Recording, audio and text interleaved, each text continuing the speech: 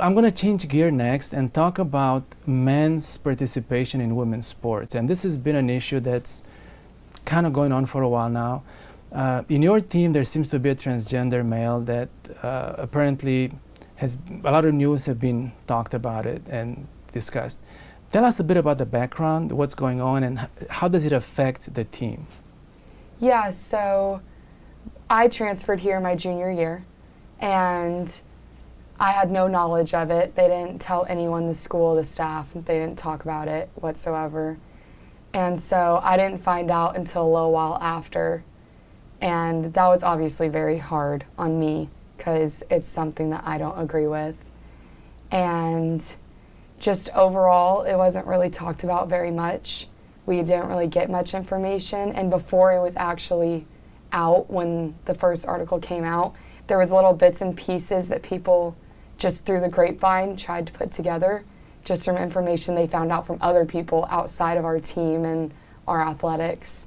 That's how you found out? Through a news article? Or? Yeah, so I found out through some other student athletes. Mm-hmm. And then a few months later is when the article came out, and that's when the school finally, not really confirmed it, but handled the matter in the way of telling us how to not really comment on it and not talk about it in a way of it's not our story to tell.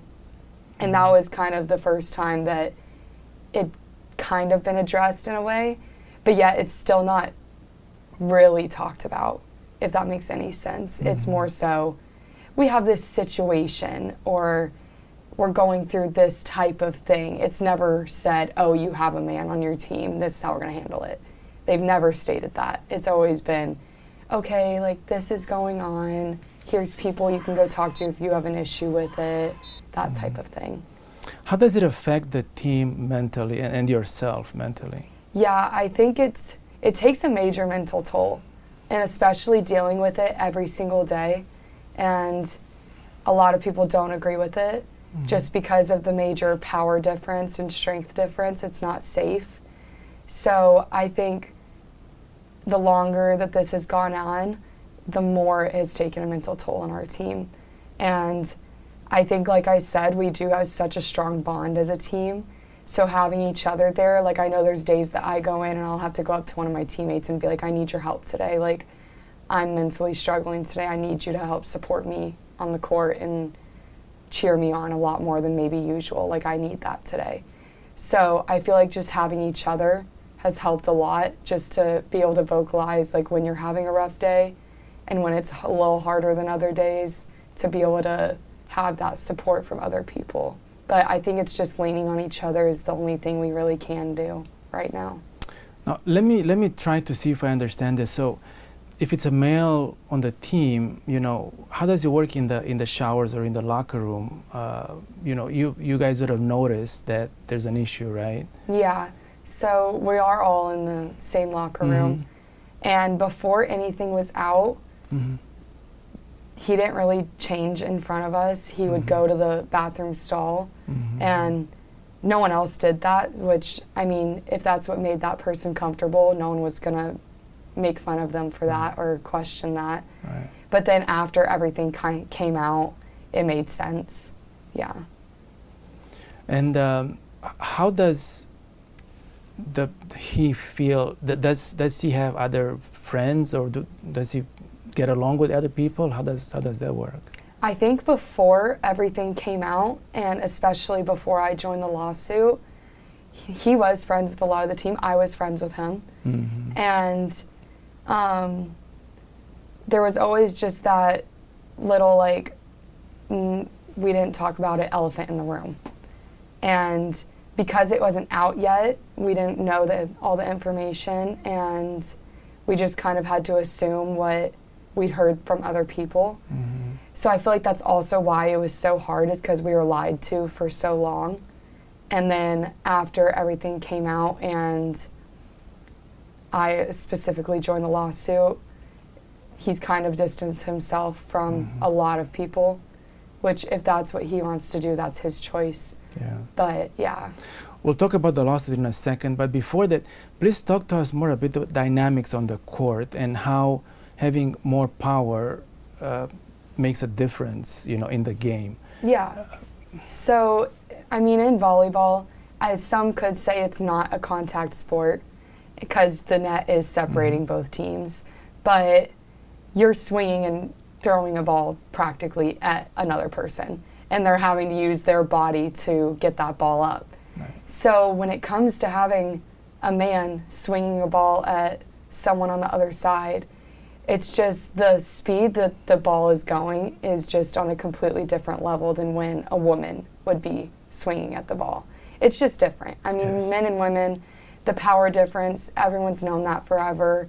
It's just different. Men are a lot stronger than women just naturally. Yes. So when it comes to volleyball, when you're having someone that's jumping so much higher than any woman on the court and swinging at the ball so much harder than any woman on the court, it doesn't matter how good or bad anyone wants to say that this specific player is.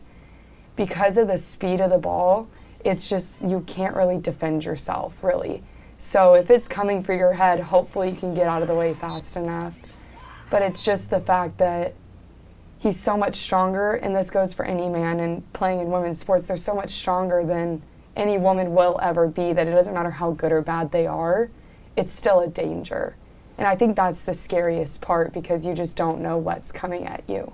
Right. Well, that's been an issue in swimming, but in volleyball it's even more direct contact. Mm-hmm. Now, does the fact that as a transgender, the person would have to take some medication to slow down the hormones, does it make a difference, you think, or the strength is still there as much? I think the strength is still 100% there.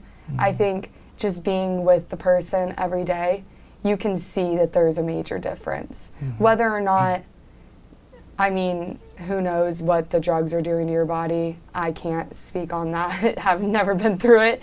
But it's just so obvious, the difference in the weight room and in the gym when we're practicing, how much of a strength difference there is, and how much more natural it is for that person to be able to throw such a significant more amount of weight than any of the other women on the team in the weight room, or just swinging so much harder than anyone on our team or anyone that I've ever seen. So there is a big difference. Speaking of that, in Olympics or pretty much other competitions, there's several sports that are differentiated by weight. Mm-hmm. Weightlifting, rowing, boxing for sure, taekwondo, judo. There's a lot of sports that there's a weight category. Yeah. And the explanation for that is that to make it fair for the competitors, you don't have, and in boxing it's probably like 60 kilos to 80 kilos. It's sometimes not even a big difference, but it's significant enough that they have the weight differences. So how would you compare that to having a male on the team? Is that comparable with the weight difference, or even more of a difference? I think it's a very different thing, just when it comes to weight, just because we're not told you have to weigh this certain thing to be this position or that type of thing. Yeah. It's just more so the strength that that person has just naturally. And I mean, I think like a really hard part for me, like specifically just to give an example, is we have a conditioning test at the beginning of season just to see, like, make sure you're going home, you're working out, staying in shape, which is very normal.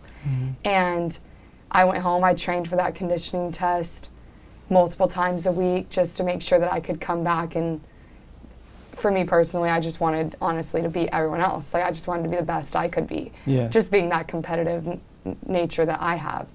And knowing that the male on our team went home, did nothing over the summer, didn't work out once, just kind of did whatever they were doing. And we all knew that they weren't working out, and that was it.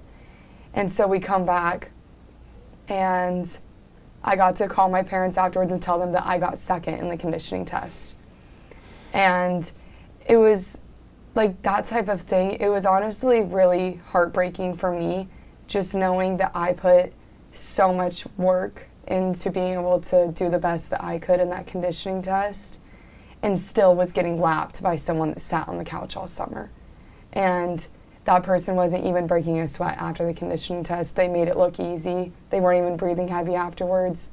And for me, I trained it minimum twice a week and was dying every time I was doing it. And to just see that, again, it's just so much more natural for that person than it is for any woman. Like, no woman was going to complete that conditioning test the way that he did. Right. Yeah, that's a good point. Now, there's also the issue that there's several teams that have forfeited their games playing against you because of the transgender person. Mm-hmm. Tell us about that. How do you feel about that, and what's your understanding of why they did it? Yeah, so I've said this before, and if I was in their shoes, I would do the exact same thing. I think it's one thing for us to be able to mentally push through for each other as our own team, because we've kind of talked about it. We know the man's tendencies on our team. We know what it looks like when he's going in and he's about to slam that ball really hard, and we kind of just move out of the way and protect ourselves. But it's a whole nother thing for you to walk into a gym and have no knowledge of that player's tendencies and understanding what it looks like when they're about to go in and slam the crap out of that ball. So it's harder for them to protect themselves.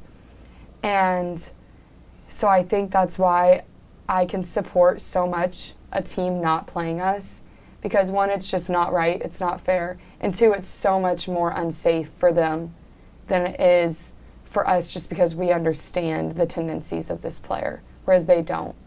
Yeah. And I would never want to put someone else in that harm's way. So I support and I encourage these teams to not play against us, because it is such a safety hazard. I mean, we see what happened with Peyton McNabb, and she will forever not be the same because of getting slammed in the head by a man on the other side.